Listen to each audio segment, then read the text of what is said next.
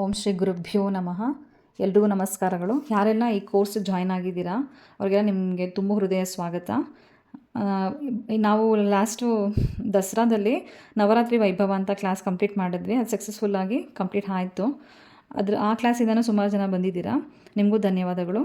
ಮತ್ತು ಬೇರೆ ಬೇರೆ ಕ್ಲಾಸ್ಗಳಿಂದನೂ ಜಾಯ್ನ್ ಆಗಿದ್ದೀರಾ, ಎಲ್ರಿಗೂ ಧನ್ಯವಾದಗಳು. ಇನ್ನು ನಾವಿವತ್ತು ಅಂದರೆ ಇವತ್ತಿನಿಂದ ವರ್ಲಿ ಕ್ಲಾಸು ಸ್ಟಾರ್ಟ್ ಆಗುತ್ತೆ.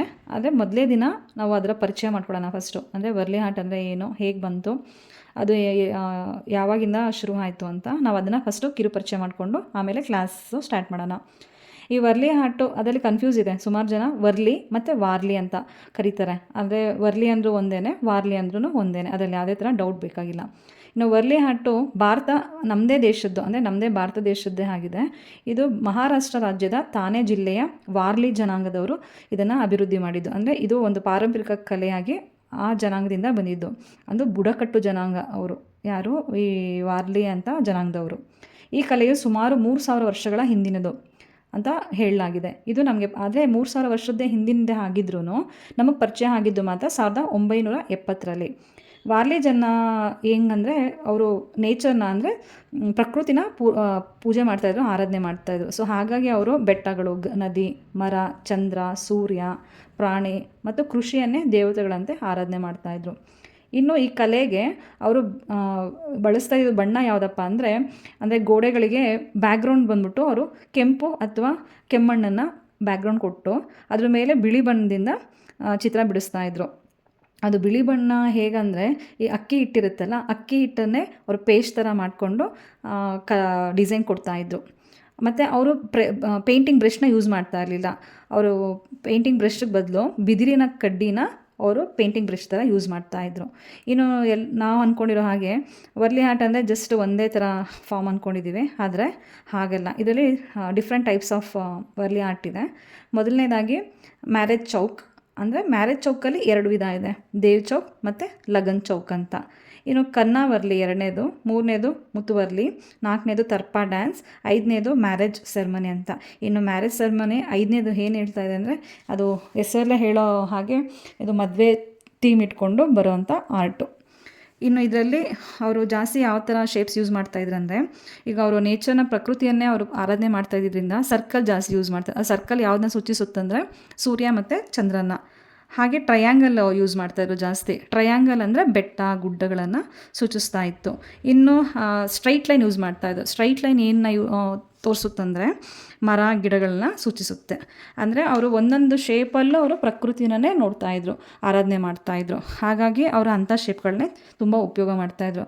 ಇನ್ನು ಅವ್ರು ಈ ಚಿತ್ರನ ಯಾವಾಗೆಲ್ಲ ಬಿಡಿಸ್ತಾ ಇದ್ದಂದರೆ ಅವರ ಮನೆ ಗೋಡೆಗಳ ಮೇಲೆ ಬಿಡಿಸ್ತಾ ಇದ್ದಿದ್ದು ಯಾವಾಗ ಯಾವ ಸಂದರ್ಭದಲ್ಲಿ ಅಂದರೆ ಯಾವುದಾದ್ರು ಒಂದು ಹಬ್ಬ ಬಂದಾಗ ಅಥವಾ ಮದುವೆ ಸಮಾರಂಭ ಅಂತಂದಾಗ ಈ ಊರಲ್ಲೆಲ್ಲ ಈಗ ನಮ್ಮದೇ ಊರಲ್ಲಿ ಯಾವುದೋ ಒಂದು ಜಾತ್ರೆ ಅಂದಾಗ ನಾವು ಹೇಗೆ ಸಂಭ್ರಮ ಹೂವು ಅಲಂಕಾರ ಮಾಡ್ತೀವಿ, ಆ ಥರ ಈ ಬುಡಕಟ್ಟು ಜನ ಮಹಾರಾಷ್ಟ್ರದಲ್ಲಿ ಅವರು ಇದನ್ನು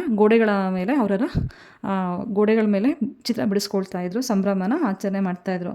ಅಂದರೆ ಶುಭ ಸಂದರ್ಭದಲ್ಲಿ ಮದುವೆ ಗಂಡು ಹೆಣ್ಣಿಗೆ ಒಂದು ಶುಭ ಸಂಕೇತವಾಗಿ, ಅಂದರೆ ಅವ್ರಿಗೆಲ್ಲ ಒಳ್ಳೆಯದೇ ಆಗಲಿ ಅನ್ನೋ ರೀತಿಯಲ್ಲಿ ಇದನ್ನು ಅವರು ಬಿಡಿಸ್ತಾಯಿದ್ರು. ಹಾಗೆ ನೋಡಿ, ಇವಾಗ ಬರೀ ಅವಾಗ ಫೇಮಸ್ ಆಗಿತ್ತು, ಆದರೆ ಈಗ ಅದು ಎಲ್ಲ ಭಾರತ ಅಷ್ಟೇ ಅಲ್ಲ, ಎಲ್ಲ ಕಡೆನೂ ಇವಾಗ ಪ್ರಸಿದ್ಧ, ವಿಶ್ವಾದ್ಯಂತ ಪ್ರಸಿದ್ಧವಾಗಿದೆ. ಇನ್ನು ಈಗ ಎಲ್ಲೆಲ್ಲೆಲ್ಲ ನೋಡ್ಬೋದು ಅಂದರೆ ದೇವಸ್ಥಾನಕ್ಕೆ ಹೋದಾಗ ದೇವಸ್ಥಾನದ ಗೋಡೆಗಳಲ್ಲಿ ನೋಡ್ಬೋದು. ಮತ್ತು ಸ್ಕೂಲ್ಗೆ ಹೋದಾಗ ಸ್ಕೂಲಲ್ಲಿ ಮಕ್ಳಿಗೆ ಯಾವುದೋ ಒಂದು ಟಾಪಿಕ್ ಅಂದರೆ ಅವರು ಯಾವುದೋ ಒಂದು ಸ್ಟೋರಿ ಅಂದರೆ ಮಾರಲ್ ಸ್ಟೋರಿ ಹೇಳೋದಕ್ಕಾಗಲಿ ಅದು ಸ್ಕೂಲಲ್ಲೂ ಸಹ ಗೋಡೆಗಳ ಮೇಲೆ ನೋಡ್ಬೋದು.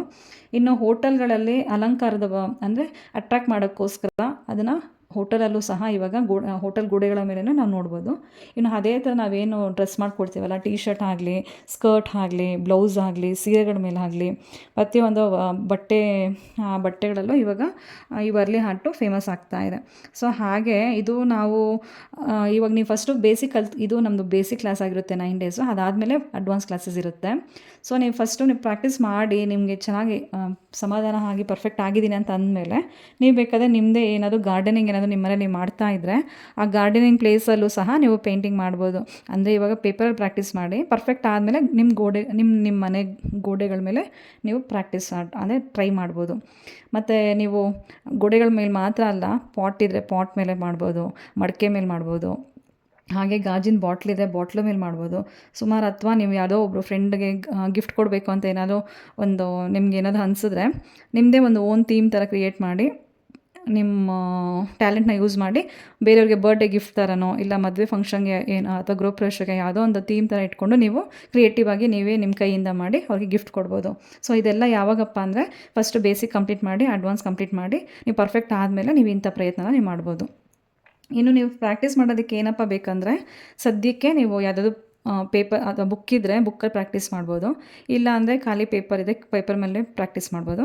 ಆ ಪೇಪರ್ ಪ್ಲೇನ್ ಇತ್ತಂದರೆ ಲೈನ್ ಹೇಳ್ಕೊಳ್ಳಿ. ಲೈನ್ ಯಾವ ಥರ ಅಂದರೆ 1-1.5 ಇಂಚು ಒಂದು ಲೈನ್ ಆದರೆ ಮತ್ತು 3-3.5 ಇಂಚು ಅಂದರೆ 1.5 ಇಂಚು ಫಸ್ಟು ಮತ್ತು 3.5 ಇಂಚು ನೆಕ್ಸ್ಟು ಮತ್ತೆ 1.5 ಮತ್ತು 3.5 ಹಾಗೆ ಲೈನು ಮೆಜರ್ಮೆಂಟ್ ಮಾಡ್ಕೊಂಡು ಲೈನ್ ಹಾಕಿ ಪರ್ಫೆಕ್ಟಾಗಿ ಲೈನ್ ಹಾಕ್ಕೊಂಡು ನೀವು ಮಾಡಿದಾಗ ಏನಾಗುತ್ತೆ, ಶೇಪ್ ಒಂದೇ ಥರ ಬರುತ್ತೆ. ಕೆಳಗೆ ಮೇಲೆ ಅಂದರೆ ಸಣ್ಣದು ಒಂದು ಕಡೆ ದಪ್ಪ ಒಂದು ಕಡೆ ಸಣ್ಣ ಆ ಥರ ಏನೂ ಆಗೋಲ್ಲ, ಪರ್ಫೆಕ್ಟಾಗಿ ಶೇಪ್ ಬರುತ್ತೆ.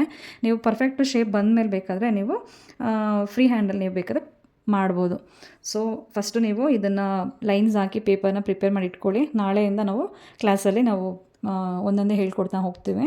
ನೀವು ಕ್ಲಾಸ್ ಆದಮೇಲೆ ಏನಪ್ಪ ಮಾಡಬೇಕಂದ್ರೆ ಪ್ರತಿಯೊಂದು ಕ್ಲಾಸ್ ಆದಮೇಲೂ ನಾವೇನು ಹೇಳ್ಕೊಟ್ಟಿರ್ತೀವೋ ಅದನ್ನು ನೀವು ಹೋಮ್ವರ್ಕ್ ಅಂತ ಮಾಡಿ ನಮಗೆ ಕಳಿಸ್ಬೇಕು. ಯಾಕಂದರೆ ನೀವು ಸುಮ್ಮನೆ ಜಸ್ಟು ನಾವು ಕಳಿಸಿದ್ದನ್ನು ಆಡಿಯೋ ನೋಡೋದು, ಸುಮ್ಮನೆ ಆಡಿಯೋ ಮತ್ತು ವೀಡಿಯೋ ನೋಡೋದು ಹಾಗೆ ಸುಮ್ಮನೆ ಬ್ರೇಕ್ ಆಗಬಾರ್ದಲ್ಲ. ನೀವು ಫಾಲೋ ಮಾಡ್ತಾಯಿದ್ದೀರಾ, ನೀವು ಪ್ರಾಕ್ಟೀಸ್ ಮಾಡ್ತಾಯಿದ್ದೀರಾ ಅಂತ ನಮಗೂ ಗೊತ್ತಾಗಬೇಕು. ಸೊ ಹಾಗಾಗಿ ಕೊಡೋ ಪ್ರತಿಯೊಂದನ್ನು ನೆಗ್ಲೆಕ್ಟ್ ಮಾಡದೆ ಹೋಮ್ವರ್ಕ್ ಕಂಪ್ಲೀಟ್ ಮಾಡಿ ನಮ್ಮದೇ ಗ್ರೂಪ್ಗೆ ಪೋಸ್ಟ್ ಮಾಡಿ. ಎಲ್ರಿಗೂ ಧನ್ಯವಾದಗಳು. ನಾಳಿನ ಕ್ಲಾಸಲ್ಲಿ ಮತ್ತೆ ಭೇಟಿಯಾಗೋಣ.